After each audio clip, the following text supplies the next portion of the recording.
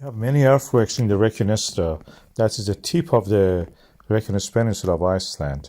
The earthquakes started today, and they're concentrated and clustered there, almost short of being a swarm. Look at the size of the earthquakes and the concentration. Many of them also are happening probably near the shore in the ocean, Atlantic Ocean. And this is the latest distribution of them, time distribution.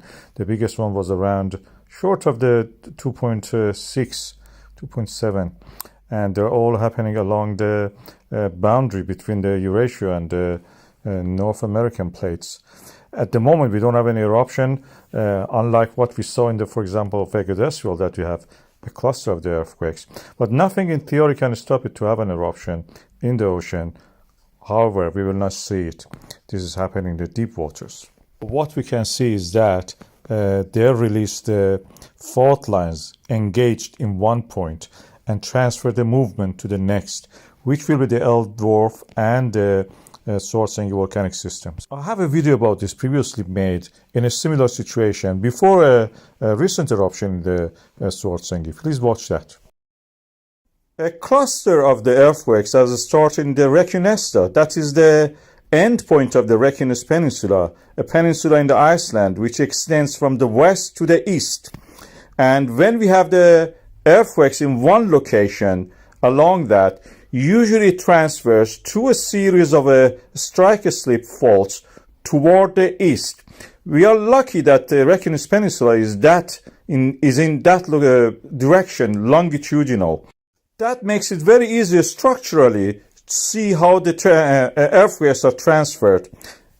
This is a peninsula, as I mentioned. It has geothermal activity there. We have a geothermal power plant there. And past eruptions also have happened there, like many parts in the Iceland.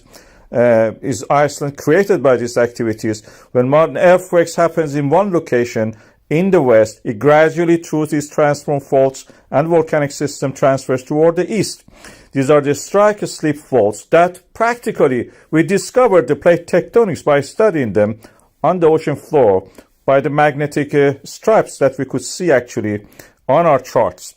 And this has created these volcanic systems, we call them. They are kind of body-nature landscape of fault lines and rift valleys in the Iceland. And usually they start in the Reykjanes Ridge in the Atlantic Ocean. Then they move through this transfer of the strike-slip fault movements to accommodate the movement toward the Reykjanes Peninsula. This is where the earth crust is splitting. Atlantic Ocean was created in this way. And the roots of this is deeper in the mantle of the earth, where we have the uplift and convection of the heated material coming to the surface. North American plate and Eurasian plate practically are separated through this uplift of the material, through this extension of the oceanic crust, where everywhere else Gondwana was joining together. There we are a splitting of the earth, and these are rooted deep in the core mantle boundary of the earth.